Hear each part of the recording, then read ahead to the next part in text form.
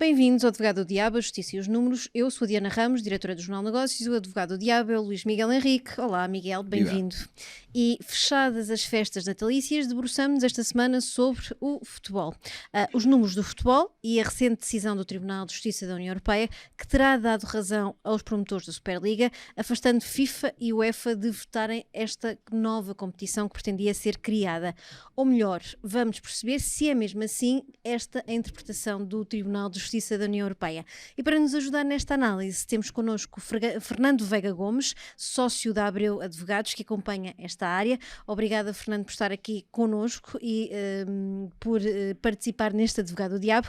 Vamos ao início, a abril de 2021. Para quem não sabe o que é a Superliga e qual foi a ideia que surgiu na altura, o que é que esteve em causa quando se decidiu propor esta nova Superliga? Foi uma nova liga de clubes milionários, por assim dizer? Que ideia era esta e o que é que ela implicava para as atuais competições de futebol que existem? Muito obrigado. É verdade, foi uma liga, uma suposta liga fechada, criada ou constituída através de uma nova empresa que foi registada em Espanha e onde se juntaram os dois maiores clubes espanhóis, o Barcelona e o Real Madrid, e alguns dos grandes nomes dos grandes clubes ingleses. Os clubes super ricos, por assim dizer. Os clubes super ricos, os mais ricos dos mais ricos. Acontece que, portanto, eles, imediatamente a UEFA veio dizer que eles não poderiam disputar ou organizar nenhuma competição fora do sistema daquilo que é o futebol, a lógica piramidal do futebol, a nível do UEFA e de FIFA, e esses clubes resolveram opor-se a essa decisão de os excluir e os penalizar, intentando uma ação no tribunal em Madrid. Falamos da Liga dos Campeões, das Ligas Europeias de Clubes. Estas competições iam estar em causa com esta nova Superliga. E então resolveram intentar essa ação em Madrid, e porque invocaram nesse processo questões que têm a ver com o direito da União Europeia, direito à concorrência, etc., o juiz entendeu submeter aquilo, fazer aquilo que nós chamamos em direito o reenvio prejudicial e submeter a questão ao Tribunal de Justiça das Comunidades, que veio agora, então mais tarde sobre este diferente. Pronunciar-se. Exatamente. Miguel, porquê é que esta ideia de criar uma nova liga para os clubes mais ricos, aqueles que geram mais receitas, aqueles que têm também mais público, que atraem também mais a lógica dos direitos televisivos, porquê é que gerou tanta polémica e tanta resistência?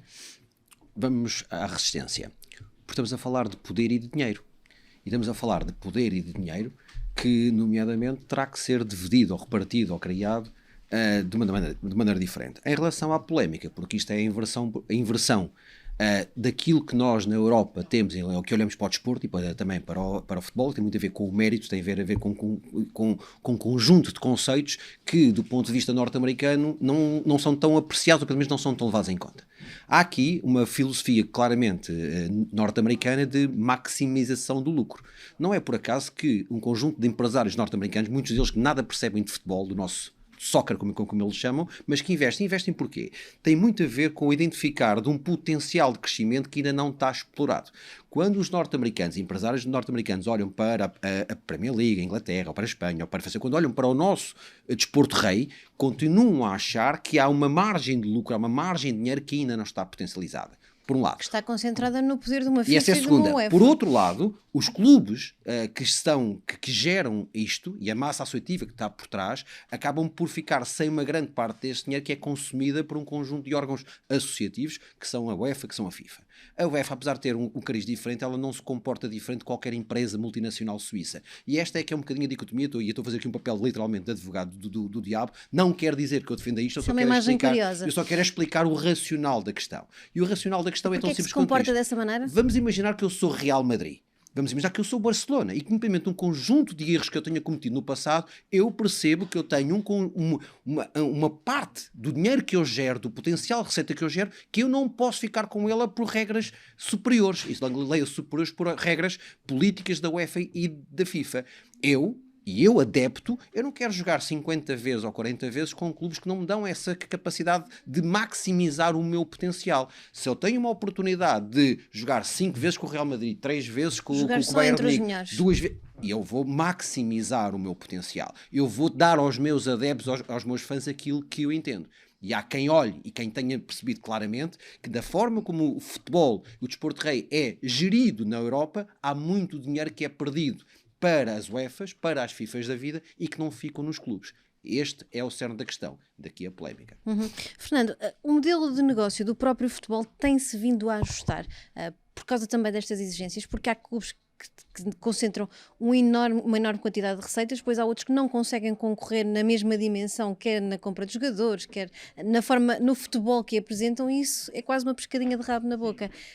Mesmo a nível de UEFA, temos as 5 principais ligas, com a Premier League bem acima em termos de receitas, onde de facto eles dividem o poder. Portanto, já existe essa diferenciação entre as próprias maiores ligas. E tem muito a ver com o que o Miguel disse, que tem a ver com aquilo que nós estamos habituados, que é a estrutura piramidal do futebol, assente nas confederações e depois nas federações nacionais, nas associações locais, etc.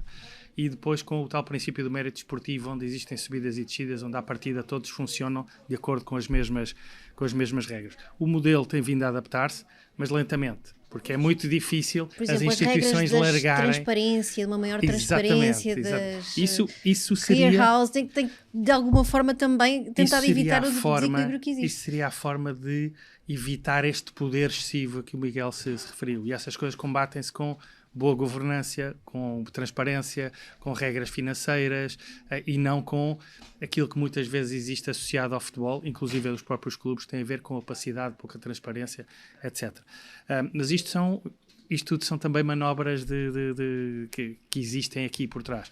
Nós não sabemos também em que medida a própria Superliga e estes clubes estão a usar isto para, no fundo, virarem as coisas a seu favor. Nós tivemos um caso há uns anos, por exemplo, com a Fórmula 1, é outro desporto, mas onde no fundo os construtores, que são quem tem a tecnologia e quem produz... Quem tem o poder de organizar verdadeiramente. Não de organizar, porque o poder de organizar pertence à Federação Internacional, mas que tem o poder de estar presentes, no fundo o que disseram foi porque é que nós dependemos da Federação Internacional, da FIA, se podemos nós próprios organizar a competição quando nós temos tudo e dividir o bolo entre nós em vez de o estar a partilhar com a FIA. E aqui pode acontecer um bocadinho o mesmo movimento. E, portanto, é aqui... Uma forma de pressão sobre a negociação das receitas e dos resultados. Sim, nós já temos um exemplo disso, que é a própria FIFA já veio anunciar o Mundial de Clubes, onde já até anteciparam receitas de 50 milhões por cada participante, etc., que é já um bocadinho uma tentativa de dar umas migalhinhas mais, ou seja, para deixar no fundo os grandes clubes satisfeitos. E evitar uma debandada. Porque o próprio modelo da Superliga, já podemos falar um pouco mais à frente, mas as receitas seriam extraordinárias e, portanto, a níveis estratosféricos, mas O que estaríamos a falar em termos de receitas?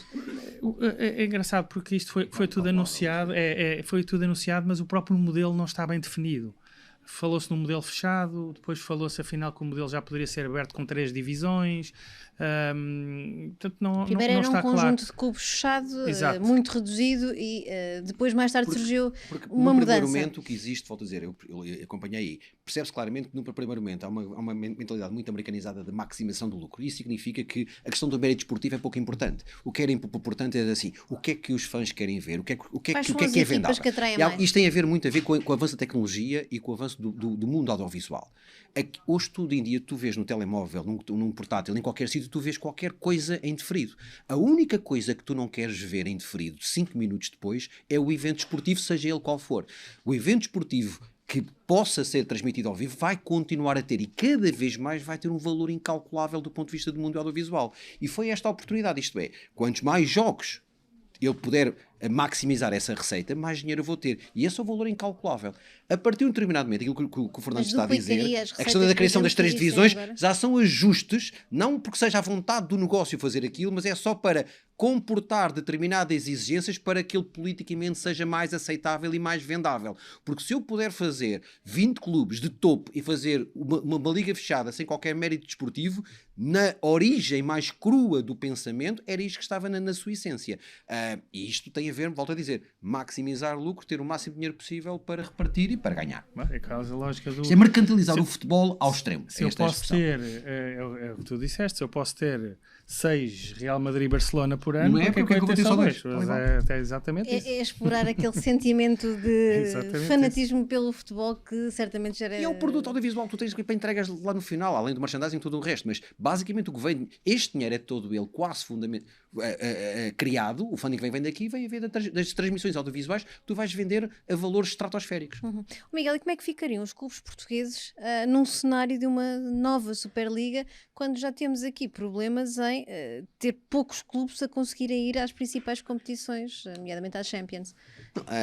Os critérios que estão definidos, de alguma maneira, e nós temos sido relativamente prejudicados por uma outra competição que foi criada, que foi bondosa no seu início, mas neste momento, fruto de um conjunto de vicissitudes, não cabe aqui explicar, tem sido relativamente penalizadora, que tem a ver com a Liga Conferência, mas a fazer fé em algumas notícias que à data saíram, houve nomeadamente clubes portugueses que foram sondados, ou pelo menos quase que se autopropuseram para o grupo, em particular ao nível do do Real Madrid ou do na essência, e volto a dizer, na essência daquilo que tinha sido criado, era difícil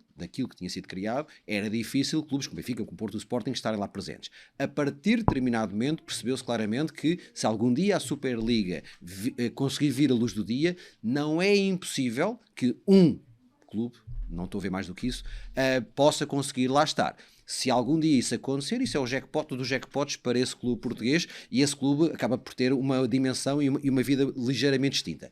E esta é que é a parte egoísta da questão. Se nós perguntarmos, não interessa se é Benfica, Porto ou Sporting, se os adeptos daquele clube querem estar presentes na Superliga, se eles forem, eles querem dizer que sim.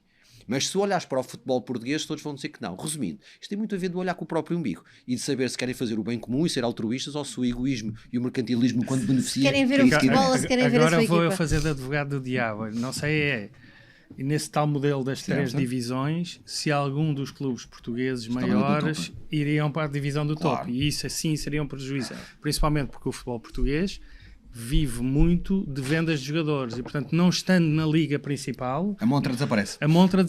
E, portanto, isso acaba pode por sim ser quase um fornecedor de matéria-prima. E, portanto, até porque nós temos que pensar que a Liga dos Campeões não acabaria. E, portanto, isto tudo depois é muito complicado, principalmente em termos de... Se tirasse lá os clubes principais, ela não teria o valor que valor que te teria. Claro, desvalorizaria. Uma Champions passar a fase da Liga Europa, agora passar a Liga Conferência. Mas bem ou mal, os clubes portugueses participam na Liga dos Campeões. Certo. Em condições igualitárias, depois se tem orçamento ou condições, etc. Isso é outra conversa. Deixaria de ter a coisa, porque se ficarem numa segunda ou terceira divisão de uma Superliga, claramente perdem. Claro, sem dúvida alguma. E agora vamos à questão que nos traz aqui também, que é a decisão recente do Tribunal de Justiça Europeia sobre esta competição. E aqui há muitas dúvidas sobre a interpretação que foi feita do comunicado do Tribunal de Justiça. Dá mesmo razão aos criadores da Superliga ou não? Não o que propriamente. É que está na decisão do Tribunal? Há muita distorção mediática daquilo que foi a decisão do Tribunal da Justiça. O Tribunal não aprovou a Superliga, porque isso também não lhe foi submetido.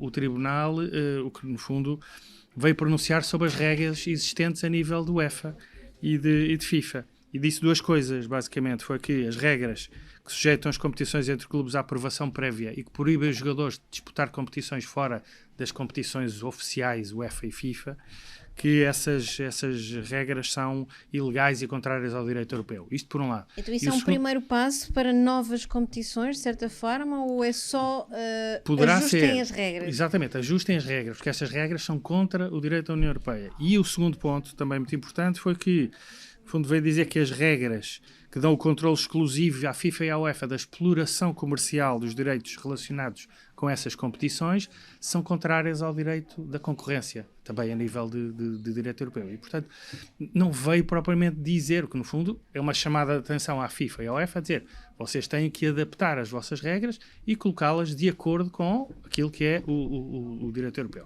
Isto também é muito engraçado porque